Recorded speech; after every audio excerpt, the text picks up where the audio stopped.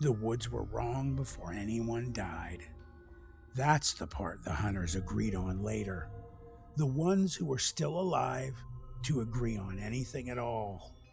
No birds, no squirrels, no wind in the branches, just snow hanging in the air like it was listening. It was mid-December, a week before Christmas, the kind of cold that creeps through gloves and settles into your bones like it's planning to stay.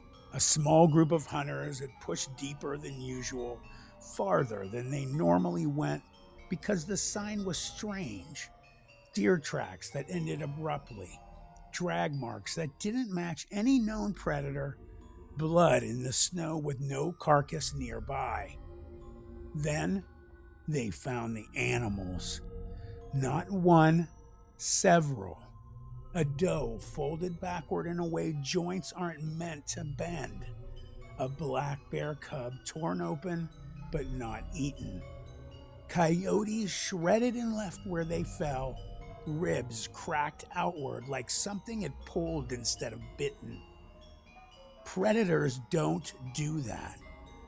Predators kill to eat. This felt punitive. One hunter said it out loud, half joking, half not. Looks like something was angry. That was the last normal sentence spoken in those woods. 3 days later, the sheriff's department got the call. Two hunters hadn't come back. Their truck was found first, dusted in snow, doors closed, key still inside. No signs of a struggle at the vehicle. No broken glass, no footprints leading away. Just confusion stamped into frozen mud like the ground itself didn't know what had happened. Search teams spread out. They found the first body near a ravine. Well, what was left of him. Clothing shredded into strips, chest cavity crushed inward as if something had wrapped its arms around him and squeezed. Bite marks that didn't match wolves or bears, too wide, too deliberate, placed like something understood human anatomy. The second hunter was worse. He was found hanging partially in a tree, 12 feet off the ground, legs dangling, back torn open, not dragged, not thrown, placed. That detail never made it into the official report, but the men who cut him down never forgot the way his body swayed slightly, as if the woods itself was breathing. No scavenging, no feeding, just destruction, just havoc. That's when someone finally said the word no one wanted to say: Dogman. Christmas Eve came with heavy snow and worse decisions.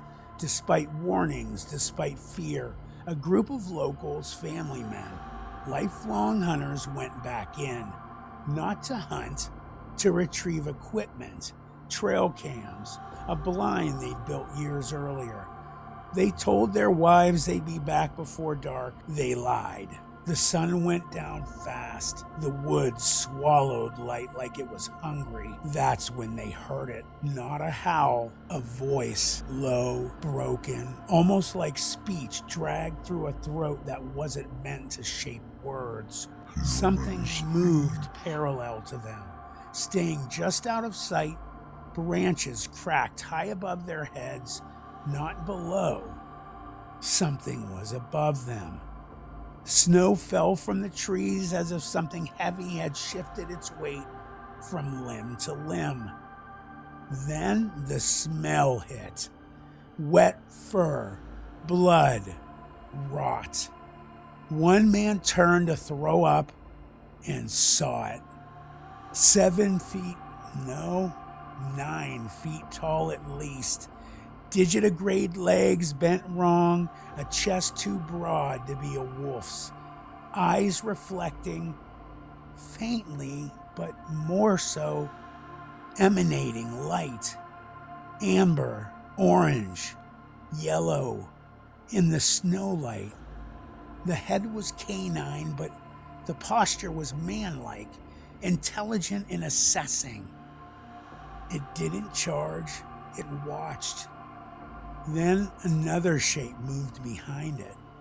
Smaller, leaner, scarred. Two of them. The men ran.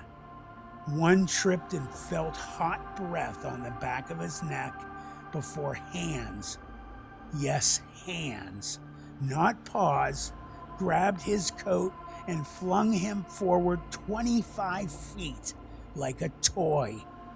He lived with broken bones only because the creature behind him was distracted by something else in the trees.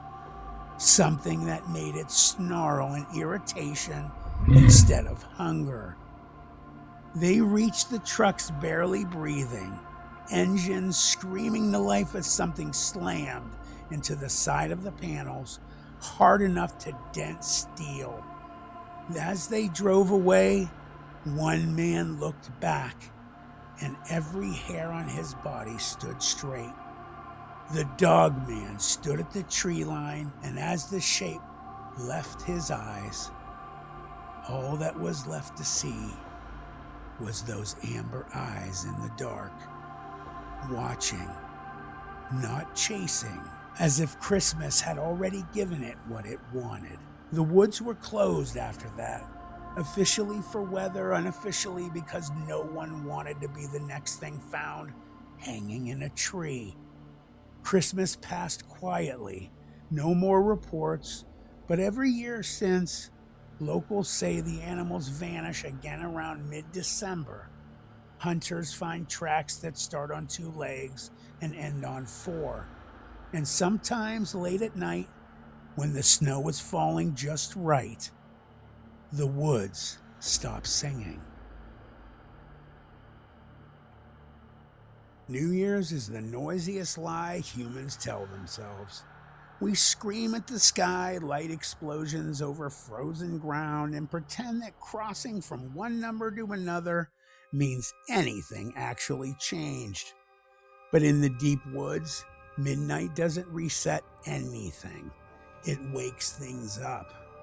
This happened in the dead stretch between Christmas and New Year's, the liminal week. The week where nobody knows what day it is, where alcohol flows, judgment disappears, and people wander places they shouldn't, convinced the year owes them one last adventure. The woods were already empty. No deer, no rabbits, no birds. Just the sound of wind dragging ice through branches like fingernails across bone. And something else. A sound like breath being pulled through a rib cage that wasn't built right. Hunters had noticed it days earlier. Tracks that didn't make sense. Not paw prints, not boots. Long, narrow impressions, deep enough to suggest something tall and impossibly thin. Way too tall. Stride lengths also beyond human comprehension. Trails that circled campsites without ever approaching them directly. And then the animals started showing up. A moose calf stripped to the spine but not eaten. A pack of wolves found scattered like broken furniture, bones cracked outward. A deer standing frozen in place when approached, eyes glassy, refusing to run, as if flight had been forgotten. Predators kill fast. This wasn't fast. This was hunger stretched into ritual. Old timers started using a word they hadn't spoken since they were kids. A word their grandparents warned them never to say out loud in winter. Wendigo. They went in on December 31st. 5 men, 1 cabin, too much alcohol, too much confidence. They wanted to ring in the new year away from people, away from noise. Irony has a sense of humor. At 11:43 p.m., the temperature dropped hard, not gradually, suddenly, as if the forest had exhaled Arctic wind. That's when they heard the voice. Not a howl, Not a scream, a call. It sounded human at first, distant, weak, like someone lost and trying not to panic. Help! One man stood up immediately. Another grabbed his arm, his face white as a ghost, and said, "No, no one's out there." The voice answered, closer now, using his name. That's the Wendigo's gift. It doesn't chase you, it invites you. Outside the cabin, snow began to fall straight down. No wind, no sound. The world was narrowing. Then something slammed into the side of the structure so hard it actually felt like the entire cabin moved. Not fast, not aggressive, testing the strength of the cabin. The men killed the lights, got their rifles, and went back to back in the center of the room. And that's when the smell came through the cracks in the wood. One man started to gag immediately. Cold rot, old blood, starvation. And then a new sound, a growl, deep, furious, territorial. Something else was in the woods that night. The Dogman didn't arrive quietly. Branches snapped high above the ground. Footsteps circled fast, wide, and deliberate. The air changed. Not colder, but heavier. It was charged. The Wendigo answered with silence. That's when they saw it through the window. The Wendigo was massive. It was wrong. It was too tall. It was too thin. Limbs elongated like they'd been stretched by hunger itself. Antlered silhouette, barely visible, but reaching to the tops of trees. Against the snow, ribs outlined under pale, corpse-tight skin. Its head tilted unnaturally as it listened, looking towards them. All you could see after so much time was green, glowing eyes in the darkness. And then the Dogman stepped into view. Broad, muscled, enormous, fur matted with old blood. Yellow amber eyes locked forward, teeth bared not in fear, but in rage. Teeth so bright glinting in the darkness you could see them. The fight wasn't cinematic. It was violent and confusing. The Wendigo moved first, shockingly fast, gliding, almost floating like a ghost. Claws opening long black gashes across the Dogman's chest. The Dogman responded with raw force, slamming it into a tree hard enough to split bark and literally splitting the tree down the middle. The Wendigo screamed not like an animal, like something that remembered being human and hated you for it. They tore into each other in flashes of motion, blood spraying dark against white snow, trees splintering, the ground shaking like earthquakes. Neither could dominate. The Wendigo was relentless, immune to pain, fueled by endless hunger. The Dogman was physical power incarnate, a juggernaut built for killing anything that stood its ground. Then something changed. Fireworks. Midnight. The sky exploded with sound and light. The Wendigo froze, its head tilted as it looked to the sky, almost like a confused child or puppy. The Dogman hesitated, but stared at the Wendigo with hatred. For just a moment, both creatures looked away from each other, toward the noise, the intrusion, the human world bleeding into the forest, like the veil bleeds into ours. The Wendigo recoiled, retreating backward into the trees, like smoke and oil pulled into shadow. And those green eyes finally disappearing in the dark. The dogman snarled once, wounded and furious, and vanished into the opposite direction. The amber eyes, the last thing you saw. A draw, not peace, just postponement.